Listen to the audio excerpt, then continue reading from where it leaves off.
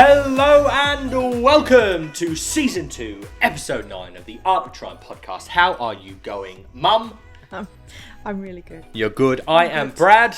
I'm Lisa. And we welcome you here today on this episode. It's going to be a good one. Yeah, it was a really good chat. It's going to be a good one for you guys. We had our special guest, Lee Champion. Yes. Musician, singer, songwriter. Yeah. All of the above. We had him join us today. We had that man. Conversation this morning. It was wonderful. Wonderful conversation. Can I just say though, I thought he was a lot younger than what he is. Would you say it's about my age, right? Yeah. No. Yeah, I thought he was in his early mid-20s. So I was he's doing pretty well. He's doing well for himself. Yeah. Looks good. He does. Cool. So we had that conversation with Lee this morning. It was fantastic. Mum, I have to say, bloody all the guests that we've had on, so wonderful. They've been really good, We've haven't made they? some really good choices. We have. Yes. We, collectively. I say we. No. I've done one or two and I'm doing another one. Yes. Excited about that one too. Yes. But good. We'll keep that a bit of a secret. We will. Yes. Keep that a bit of a secret until closer to the date. But yeah, had a fantastic chat with Lee about his latest, him releasing his latest single, The Misanthropist. Yes. We spoke about that last week as well. Fantastic song. You'll hear it you'll hear a little bit of it during this episode as well. We'll play a bit, but do make sure you go and check out that the single on Spotify. Really he lists it everywhere, doesn't he? Yes, everywhere. Everywhere. Just don't ask Alexa for it because she'll just chuck up a. Oh, I thought you were. Well, we got Alexa right behind us, Mummy. Yes.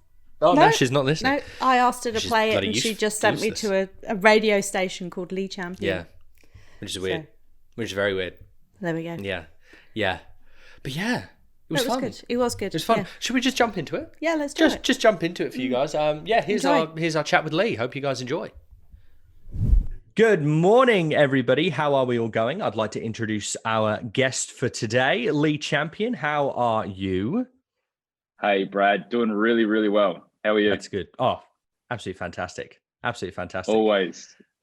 Better than me, straight off the mark. Asked you straight back how you were. I don't do that, do I? No. Every single one of our episodes, I ask Mum how she's going. And it's like our thing now. And Mum, she never asks me back. No, I just go, yeah, I'm really? good. Never. That's it, and we move on. And he looks at me and goes, well, I'm like, oh yeah, sorry, how are you? Yeah. So, well, give me some love back. Yeah. It's all how about are you, Brad. I'm okay. Good. Lee, we'll start off the way that we start off every single one of these episodes with special guests. It's the elevator pitch, the hardest question of all. Who are you? Your 1 minute bio. Go. All right, we're stuck in an elevator. Hey guys, my name's Lee Champion. I'm a songwriter, musician. I'm doing solo stuff at the moment, but I'm making a lot of indie rock, alternative rock kind of songs. I've just released one, obviously called The Misanthropist. It's like my debut single. But for me, I just basically want to be a fun rock band, a groovy, funky, dancey kind of band. But I also like getting into the deepness of it all as well, and seeing what I can express and create with music. But for me at the moment, I just I want to be a really solid Australian artist. I want to start gigging with various Australian bands and artists as well, and see where it takes me. But really passionate about it. I've been playing since I was 14, so I've been in bands all my life. It's basically the main thing that keeps me happy and sane. So there's nothing I love more than playing music. But I don't know if that really pitched me at all. But to be honest, I think it pitched you very well. Well, thank you. I like to think the proof is in the pudding. So thank you very much. Fantastic. So you've been doing. There you go. Done. You've been doing it since you were 14. Yeah, probably actually a little bit younger. Actually, I think about 12, maybe. Yeah. Excellent. Yeah. So what was your inspiration behind the song that you've just, the Misanthropists? Yeah. So for the Misanthropist, I started to write the song when I was a lot younger. I was living in Tasmania and I was kind of in a rut. This is before I moved to Melbourne. But you know, I was out of bands and I've got music that I've written and I want to express. And I basically just wrote it as it came.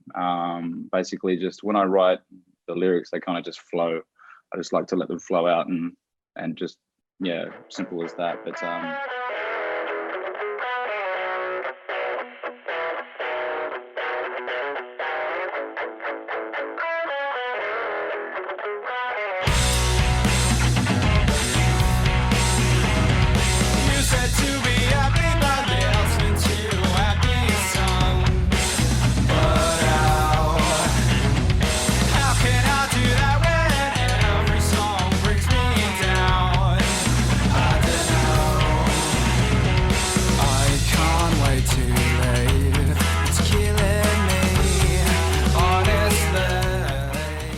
yeah, the idea kind of came about.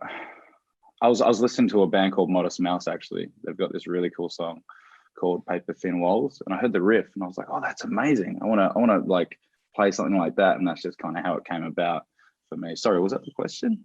Yeah. So sorry, I just started going, and yeah. So you obviously do the songwriting. Do you write the music as well? I do, yeah. The whole shebang. I do the whole shebang. Wow. It's a bit of a process. But luckily, I know what I'm doing, and I've had some experience before recording and playing different instruments as well. So for me, the good thing was working solo is I can just kind of take my time and really get it right before I release it. Like there's no deadlines, there's nothing like that. I'm working with myself. It's a great creative kind of solo project. Yeah. So, what comes first when you're doing that though? Does it generally the music that comes first, or is it the lyrics that come first? The lyrics. Yeah. For me, it's the music. Okay. For me, I do know people that like that write lyrics and then write the music to accompany that. For me, it works differently. I like to write the music because I'm more instrument based. Like that's how I started. So I'll get like a chord progression going and some songs going, or like something that I like, and then I'll get the overall feeling and the mood of the song, and then I'll try and apply the lyrics to it. But usually I'll have a bunch of lyrics already written in my phone, or like anywhere, like anything I think of, I'm just like, oh, grab the phone, put it in there, I'm gonna forget it, kind of thing. But yeah, like I like to write about stuff that's personal to me, to go with the song that I've written. So yeah. So what motivated you to become a singer-songwriter? Why, like you said, you started when you were 12 years old. Why did you want to do it? Good question. I always ask the hard-hitting ones. Yeah, you do, mate. You've always done that. Specifically now, or when I was younger? Either one. What motivates you now? And yeah. So when I was younger, my stepfather and my stepbrother just started playing guitar around me, and I'd never known anyone to play guitar, and I was just fascinated. I was just like, whoa, that's incredible. And I just started picking it up, and I just became obsessed. It's cool to play guitar, isn't it? As a kid, I've always wanted to play guitar. It's pretty cool. Instrument to play. Yeah, it's amazing, Brad. I'll teach you, mate. I never had the patience. Yeah, that is the key. Because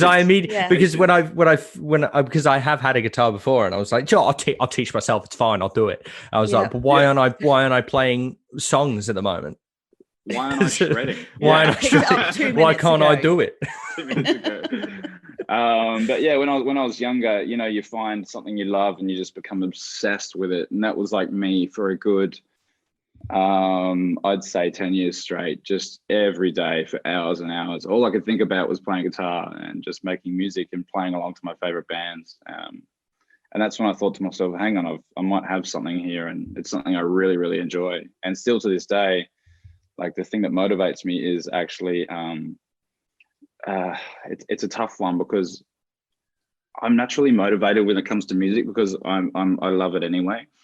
But the thing that motivates me the most is thinking and envisioning where I could be in maybe 5 years, and seeing like what kind of stages I could take. Motivating, it kind of motivates me to kind of imagine what I could put out there and the reactions that I get back.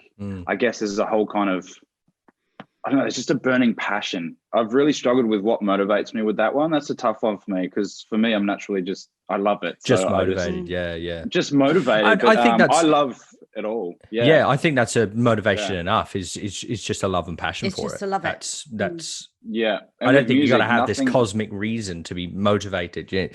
If you love doing something and that's what you want to do, that's motivation enough, right? Absolutely. Yeah, I agree. And honestly, I don't stop listening to music. I'm obsessed with it, and I still am to this day. And I listen to bands actually, and I watch music videos, and I watch live videos all the time. And I'm like, man, one day I'll be doing that. I mean, I've always thought that since I was a kid. It may not come, I don't know, but like it, you know, it's just something that motivates me, and it's like a passion. Well, you've got the right mindset though, because with what you said right there was, I will be doing that. It wasn't I want to do that. Yeah. Oh, yeah, true. Oh, wow. That mindset. I mean, it was one of our questions that we were going to ask you today is where do you see yourself in 5 years' time? Or no. I've asked that question wrong. I've asked that question wrong. Say it again. Do it again. Give me the line again. Where the question is, where would you like to be in 5 years' time? Where would I like to be in 5 years' time?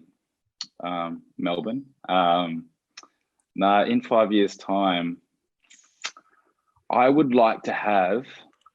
would like to have a solid catalog of maybe 1 or 2 albums. I'd love to have a functional band that I can take around and gig with. But I'd love to see myself regularly touring, regularly making music, and I'd love to see myself really pushing for headline spots. Look, I don't know what's going to happen. All I can do is just keep pushing and keep pushing. But what I want to do is have moving forward. I really want to start getting a reputation, or like, brand awareness is a big thing when it comes to music. And, you know, I'm still kind of figuring out my brand and all that kind of thing, but I really want to have a solid brand and catalog everything in 5 years. So people can see me and go, oh, I know who that guy is. Or like, yeah, he's a good songwriter, or like he's good to perform with, and all that kind of thing. So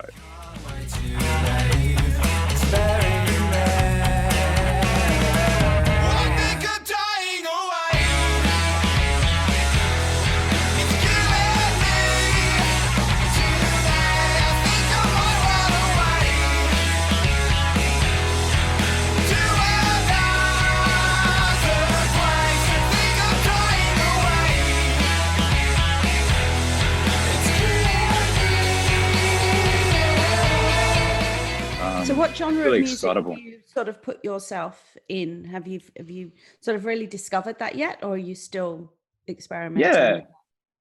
Yeah. I mean, I'm in the realms of indie rock, indie pop, alternative rock, hard rock, kind of all those spectrums. So like one of my favorite bands is, I'd say rock. Yeah. Rock. Okay. Yeah, with the subgenres. Yeah. Nice. Simple as that. So you released the single, The Misanthropist. By the way, absolutely loved it. Absolutely loved the song. And the music video is fantastic. Released that as well. Thank you. Yeah. If you haven't gone and listened, it's on Spotify. Is it anywhere else, Lee? It's iTunes, Amazon, YouTube Music. You can even Shazam it when you hear it, which is pretty cool. Okay. Yeah, it pops up. All the main kind of music platforms there. So okay, cool. Yeah. Go listen to it, guys. If so when you released the single and the video, what were you feeling the moment you did that? Were you like, because this is I'm speaking from my experience here as well. Whenever I release something or put something out there, I'm always worried about other people. I'm worried about how they're going to think and how they're going to judge me. What were you feeling in that moment? Yeah, to be honest, I was full of insecurities, full of what ifs, full of doubts, full of like anxieties, at the same time as trying to be like, no, I'm onto something good here. But the releasing a single was so exciting at the same time as being like, oh my God, I don't know how this is going to be received, and if it will be received at all. And I had to tell myself, if it doesn't get received, it doesn't matter. It's just that I've done something that I can be proud of. But at the same time, it was like, I was just excited. I can't explain the feeling. It was like a euphoric kind of like, wow, this is really happening. And feels so official, releasing the music video. And like, I got overwhelming messages and stuff. And it was just like, wow, incredible. Because ultimately, I guess you've got to release it for yourself. Because as you say, with all that intrepidation of, what are people going to say? What are people going to think? That's better thinking that than in 5 years' time, say, go, oh, if only I had. And I didn't. But I guess also in the industry that you're in, social media is such a big platform for you, but also it's the same platform that can bring you down as well. Yeah. You've got to put it out there, but you put yourself out there and you're allowing people then to sort of go, no, I don't like that. And that must be really hard. It is. So far I haven't had any, I have in the past though. I've had in the past people just, the hardest thing is the critics on social media and stuff that can easily just like go, oh, this sucks, or like whatever, and you go, keyboard warriors. Okay, wow, okay, you went out of your way to say that to me. That must mean, and you start to get those loop, like the thoughts, and like, hang on, and then like, it starts to do that to you, and it's really tough on social media. It's like an evil necessity almost. What do you call it? It's like you need it to promote. But at the same time, it can be so detrimental to your focus and, mental well-being. Yeah, very important to stay stay focused and positive. Yeah, that's what I'm saying. How did you sort of get past those critics and all that? I have a very good support base, a very, very good friend group when it comes to that. People that are really supportive, including my family and stuff. I think that is so important, and my girlfriend as well, she's inspired me through the whole process, and keeps reassuring me that no, it's great, like trust me, it's great, like trust yourself, absolutely. It's great. I'm like 3 months later, I'm like a perfectionist. I'm like, no, that little bit needs changing, and you know what it's like. And they're like, it's done, just get it out there, trust you've done the work, put it out there, trust you've done the work. And do you know what that saying that they say is that the people that matter care, and the people that don't care don't matter. Chucking out a bit of Dr. Seuss. I think that's really important to remember, though, isn't it? Because we tend to focus on what people say, and we sort of think, oh, they must be right, because I think that's what we tend to do with negativity, is we sort of go, we hang on to it a lot longer than we do the positives, and just trying to remember that it's the people that care in your life. Their opinions are what matters. I'm a sad little boy who won't wake up to himself. But how can I do that when everyone brings me down to the ground? I can't wait to leave. It's killing me, honestly. I can't wait to leave. What do you do? How do you keep motivating yourself to keep pushing yourself forward at this point? Because obviously you've released the single, and now there must have been a little bit of a, done it, great. But then you've got to pick yourself up, and then you've got to pick yourself up and put yourself on again. Well, the thing that motivates me when it comes to releasing the next thing, now that it's done, I can kind of move on to what I've already been doing. So I've already been creating content in the background to keep myself inspired and motivated, and songs that I've written down on a guitar. For me, it's as simple as an acoustic guitar, writing down the lyrics, and then kind of recording it and getting a structure. The exciting part for me is putting it all into the recording studio. That inspires me to be like, I wonder how people are going to react, because for me, I'm like, wow, this actually sounds really good to me, but I don't know how other people will react. And I think that kind of motivates me to keep pushing, especially with the reaction I've got so far. So that makes me think, wow, I'm motivated, because I completely have confidence now that people are going to enjoy my creativity and my content. But so that's a good question though. So once you've got some positivity, use that wave to push yourself forward into your next project. Power of positivity is something I've been trying to learn a lot last year and this year as well. And it's amazing, the mindset switch of being like, oh no, people aren't going to like it, or oh, it's not that good, and you go, hang on, no, actually, this might be good. This will be good. I know it's good. People around me say it's good, so that means other people will think it's good. But at the same time, the paradox is it doesn't matter what people think is good or bad, because music's so subjective. But hearing strangers on the internet tell me that they love my music is just like the biggest compliment in the world. So sure. That's what kind of motivates me as well. So can we expect any all right, Mum. Jesus. I also roll. That's all right. So can we expect any new music anytime soon? Absolutely. I've got a new release coming out soon. Yeah, in about 4 to 6 weeks. I will announce it on my socials. But it's called By Your Side. It's a really personal one, actually, based on a past relationship. It's still rocky, but it's more like it's not as dancey and fun. It's more like it's a solid rock song with some deep meaning. So it's something what the exciting thing is, it's my very first song that I recorded, but I didn't release it as my single. So for me, it's been sitting there waiting. So that'll be the next one. That's exciting. I'm excited for that. 4 to 6 weeks. Yeah. I can't wait. So hopefully the EP, so 5 songs, will be out in mid-year or the end of the year. But it's so like it's tough to get all the juggling everything at the same time and trying to get it all right. Yeah, so exciting though. Can't wait. Yeah, fantastic. So you've listened to it then a few times?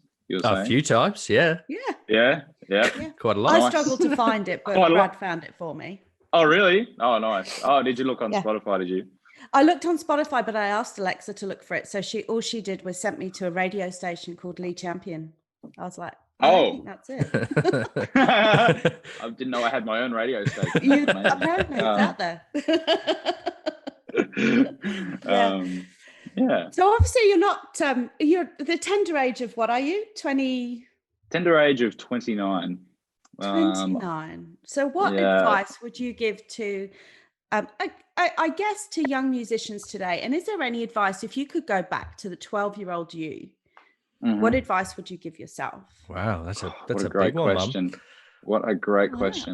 I'm ad-libbing here this morning. I mean, sorry, that question's not written down for you, Lee. Sorry. No, that's good. That's good. I like that. The advice that I would give my younger self is to enjoy the process, enjoy the journey, enjoy making music, enjoy just. I think to write music and to write, to create anyway, you need to have a bunch of life experiences. I think personally for me, all my life experiences get poured onto paper, or like my feelings and thoughts at the time. But when I'm young, you can write music when you're young about how you're feeling. But at the same time, if you're starting out, you're young, and I just feel like focus on the process. Like that's the main thing for me. I still focus on that still. Like I've still got so much to learn and stuff, and it keeps me excited and motivated to be like, wow, I could see myself doing this, or like I could see myself doing this. But when you're young, take it easy and just, you've got forever. You've got a long time. There's no age limit with music, is what I've realized. I mean, who's a late musician out there? Who's a musician that got started late? I think Leonard Cohen. He's one. He started at like 34. So things like that. But if I could give myself some advice, I'd say take it easy and don't try and push too hard or too fast, because it's not always the right thing to do. Just enjoy it and things will come.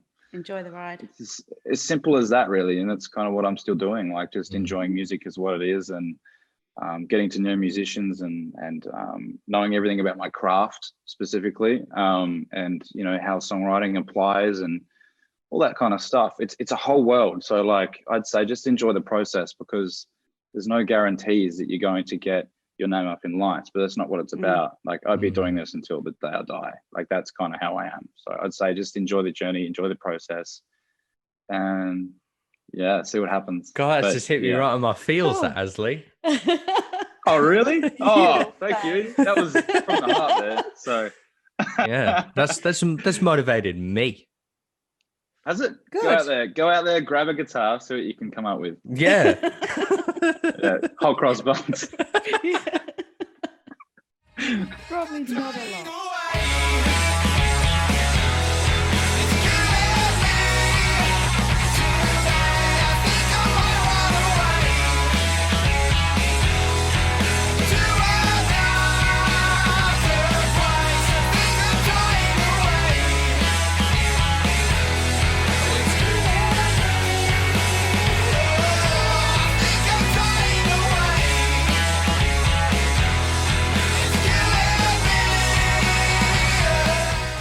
Lee, to finish us off. What are you listening to? What's really got you at the moment? At the moment, I'm going back down the Pixies. The Pixies. Have you heard of the Pixies? I have not. Before. No. Pixies are a great band from the 90s or 80s, based in Seattle, but they inspired so many bands that we've listened to today, like Nirvana, Radiohead, Modest Mouse, a few of my favorites that I still listen to on this day. I'm a real big 90s kind of grunge, alt rock and modern indie rock fan. So that's what I'm listening to, going down that path. It's a lot of different subgenres, I know. But I didn't think there was any good music in the 90s, but there we go. You didn't? Oh, yeah, really. There you go. Yeah. Who are you listening I'm to an in the 80s 90s? girl at heart, sorry. Yeah, can't go wrong. I love the 70s too. But at the moment, I'm listening to those bands, and I love Modest Mouse, Nirvana, Radiohead, Smashing Pumpkins, like all those classics. So yeah, I think that's what I've been listening to lately, and it's really inspired me to kind of go, yeah, I want to create that stuff. Nice. And listening to my idols and all that kind of thing. So yeah. What about you? What are you listening to lately? What am I listening to? I listen to Gold Radio. Yeah. I've actually been I've been really binging Taylor Swift recently. Oh yeah. Which era though? Her latest 2 albums. Her Folklore and Evermore. Those are ones she redid. No. Folklore and Evermore were just 2 albums she randomly wrote during the pandemic. She won a Grammy for Folklore. She did too, didn't she? Now she's re-releasing her original stuff. She's just re-released Love Story, which is a fantastic song. I can see you loving that. Yeah. Do you still listen to 1D? Of course. Of course. Why would I not? I mean, they're all coming out and doing some fantastic single work. Harry Styles won his first Grammy for Watermelon and Sugar. Yeah. Oh, that's the one your dad don't like. No, I've heard it too many times, but I still like it. But I love that new album and his last album. I think they're really good. Yeah, Fine Line was good. Was good. All right. Cool. Lee, all right, cool. Thank you so much for coming onto the show. It Fantastic. was a damn pleasure. Oh, thank you. No, it was great. No, it's awesome. It was great. Fun. Take a moment now. Take a moment to plug your socials. Where can people find your song? Where can go? Tell them. Sure. So my Instagram, you can find me at my full name, Lee Champion Mate, but it's M8. So Lee Champion M8 on Instagram. You'll find me there. Spotify, you'll find me. iTunes. You can find me on Facebook as well if you just type my name. Same with Twitter. It's pretty easy to kind of locate me there.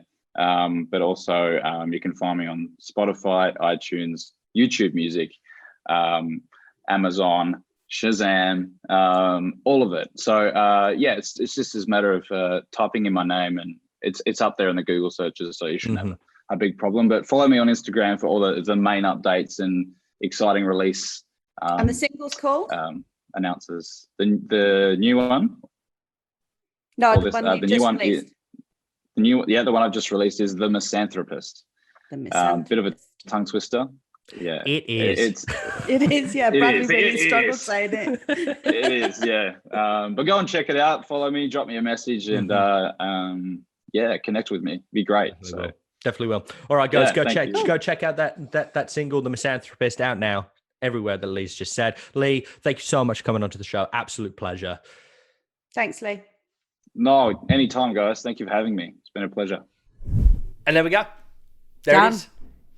Conversation done. Got it. Conversation this time. Conversation And done. it was a lovely conversation wonderful too. chat. Yeah. What a wonderful man. Really, really What a nice. He's so wonderful man. easy to chat to, and he's got. I said to you afterwards. This is afterwards. This is afterwards, man. He's got such a lovely voice as well. It's just a very smooth. So as a singing voice also. So maybe that's. Well, that's probably it. Is Yeah. I mean, we didn't mention it there. We didn't talk about it, but he is. I think. I still think. I don't know. I should have asked, but. He is an actor as well. He's an actor. That's how I met him. Yeah, he didn't mention so, that. Yeah. He's got a wonderful voice, and that's probably down to the fact that he's had that training, and with singing as well, he's had that. And yeah, see, I meant to ask him about that. I know I went off rogue a little bit with some of my questions. I know, I was really into it today. But switched on. I did want to ask him about how. Obviously, he picked up a guitar at 12 and was playing guitar and very passionate about it. Yeah. He's lucky. He's got a good voice. Yeah. And that's what I want. I should have asked him, have you always had that? Or was it something that he needed to... Maybe he can let us know. Yeah. I mean, a good example of that is Ed Sheeran. Ed Sheeran, yes, absolutely. Because when he first started, he was pants. Yeah. Like, he was worse than me right now. And I'm not... I wouldn't say I'm fantastic, but... I wouldn't say you were great. I mean, I wouldn't... Yeah. I have a good... I can hold a tune. In the shower... I think we all can. Yeah, in our own no, ears. I can. Can you? Yeah. Maybe I'll release Should we get him to do something and we can all vote? No. No, but I can sing slightly. Yeah, I think I can too, but I actually No, but can't. but this is the thing. I reckon with some training, I'd be able to sing pretty good. But I'd like to train for like musical theatre. I think I wouldn't want to be. It's a very different voice, isn't it? It is. It's an incredibly different voice. Yeah. That needs to be very dramatic and sort of Well, I am very dramatic, so I got that bit pat down true. already. So, yeah, but I bloody loved that conversation. Yeah, it was with Lee. good. Yeah, it was... what a wonderful man. And it's nice that we have got such a diverse with our conversations. Yeah. Bringing in lots of diverse people. And the bit that I really, really enjoyed was and you asked, this was a question you asked willy nilly, Mum. Like, it was a big one. It was what would you say to your 12-year-old self, your younger self, which is I hope I didn't throw him with that one. Which by the way, Mum, is a really hard hitting question. When especially like this is just coming from my acting experience. In the acting world, we use that sort of thing as like to trigger like really emotional things. Oh, really? If that's how you train, that is. If you don't train that way, then yeah, whatever. But yeah, it can be, because me and Lee did that in 16th Street. Oh, really? Where we would dear. have but it was this big sensorial sort of thing where we would didn't cause you any PTSD, did No. where it would be like we do lots of warm up work and we do lots of sensorial work, and then we would talk to we would chat to our younger self, and it could be quite emotional. But sorry, it's on silent, but it's a family member, so it gets. It's like that's second week in a row. Yeah. Are you not turning it off? I don't know what to do. Hang up. There, it's gone. Honest to God. Honestly, it's like you just... No, but it's a really good thing because it puts it on silent and I won't get disturbed. But if a family member needs me, it overrides that. So if you're not on my favourites list, it doesn't. Can you just turn that off when we're... Well, I don't get called very often. Anyway, as I was saying, the bit I liked about that was what he would say to his to his younger self, and it was I've forgotten. It was the way you surprised yourself with that. Oh, I've forgotten.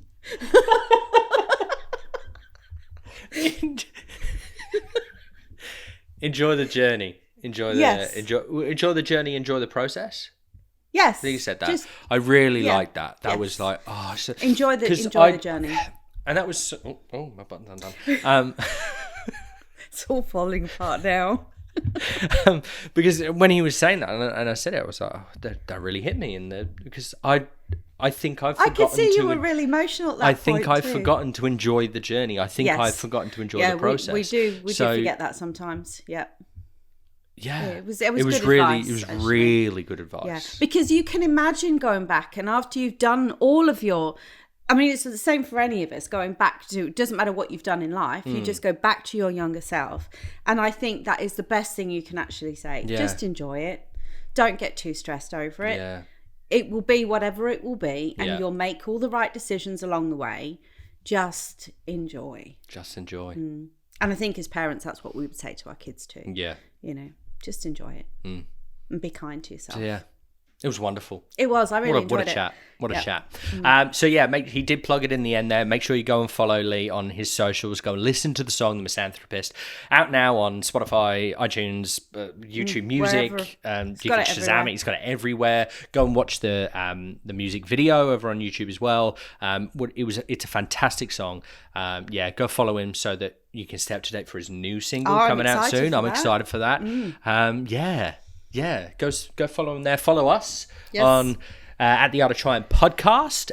We will see you next week. Guest pending, don't know. Might just be us. Might not be. I'll let you know throughout the week. We'll see. So yeah. Is it Easter? It is Easter weekend. Might do like an Easter special, but I don't know. Maybe. Lots of chocolate. Yeah. Mum, always a pleasure. Yeah. And we'll see you next week. Thank you very much. And goodbye. Bye.